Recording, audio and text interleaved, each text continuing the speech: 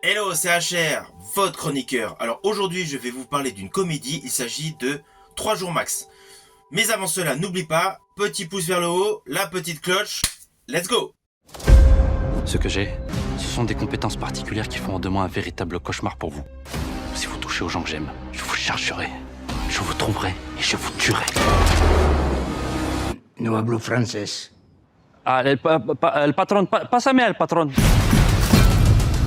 Ma grand-mère vient de se faire kidnapper par un cartel hyper dangereux. Ils m'ont demandé de récupérer 2 émeraudes magiques. J'ai moins de 3 jours pour y arriver, sinon ils la tueront.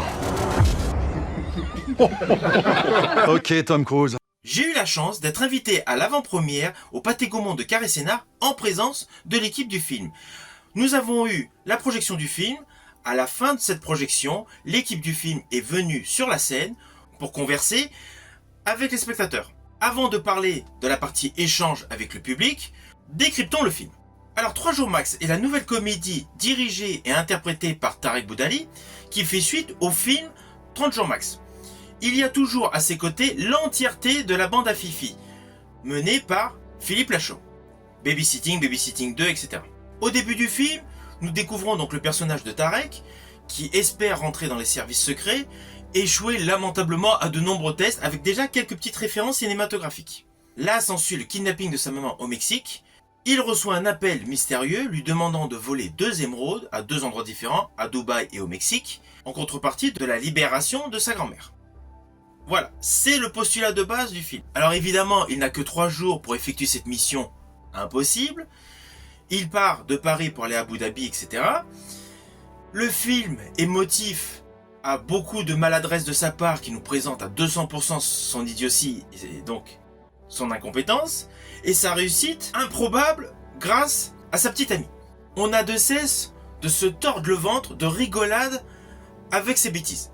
Alors le film est très simpliste, certes, mais c'est de la pure déconnade. Il permet de décompresser, c'est le film à aller voir quand on est vraiment stressé du boulot. C'est un bon divertissement. Alors perso, je l'ai préféré à 30 jours max pour 2 raisons principales. La première, les moments de rigolade, il y en a 10 fois plus. On va pas se mentir. Et la seconde raison, c'est qu'il y a pléthore de références cinématographiques. Pour un amoureux comme moi du cinéma, mais j'étais aux anges. Ça passe de Taken, Mission Impossible, Fast and Furious, Peur sur la ville, Le Seigneur des Anneaux, Rambo, Terminator 3, j'en passe, Indiana Jones. Il y en a une multitude, c'est impressionnant. Bon, il est vrai que pour ma part, ma préférée, c'est la référence à Rambo avec l'histoire de l'argile. C'est ma préférée en référence parce que en plus ce sont assez avec 2 femmes. Enfin bon, la situation est vraiment cocasse. Alors Philippe Lachaud en David Guetta improbable, mais ça colle parfaitement. Il est vraiment décalé. Alors Vanessa Guide, elle est au top de sa forme. Heureusement qu'elle est là, sinon Tarek Boudali ne réussirait absolument pas sa mission. José Garcia fait un retour avec une performance rigolote, on va pas se mentir, rigolote.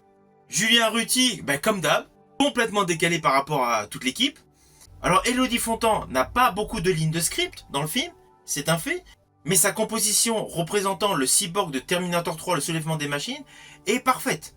Les postures, la gestuelle, le sérieux du visage, on est obligé de rigoler. Pas rigoler que c'est mal fait, mais rigoler, c'est amusant parce que c'est parfaitement maîtrisé et c'est complètement décalé avec les maladresses du personnage de Tarek Boudali. Voilà, tout cet ensemble permet un cocktail d'action, d'humour décalé, mais qui va vous faire rire à 200%. C'est pour ça que c'est un film que je conseille à 200% pour vraiment décompresser du boulot et surtout passer un bon moment dans une salle de cinéma. Alors le plus que j'ai eu grâce à l'avant-première avec la présence de l'équipe du tournage, c'est que tout le public a pu converser avec les acteurs principaux. Je peux vous confirmer que Tarek Boudali aime faire rire. C'est une évidence. Dans le public, il a trouvé le moyen, dans la salle de cinéma, de faire rire le public. De même pour Julien Arruti. Après les nombreux échanges au Pâté Gaumont de Carré-Sénart, Tarek Boudali a permis au public de venir faire des photos. Alors certes, vous pouvez me dire, oui c'est logique, il fait faire quelques photos pour les fans. Non, ils ont donné de leur temps, ils sont vraiment restés. Ils sont restés pour le public. Ça n'a pas duré 1 minute. Toute l'équipe du tournage, et principalement Tarek Boudali, a été très proche du public et surtout a rajouté des anecdotes de tournage. Je pense notamment à la matière dans laquelle Julien Ruti est tombé dans la grotte. On a eu un petit détail par rapport à la Terre, qui était plutôt amusant. Voilà. Au final, je n'ai qu'une phrase à vous dire. Allez voir ce film. Je vous dis à bientôt pour une prochaine chronique.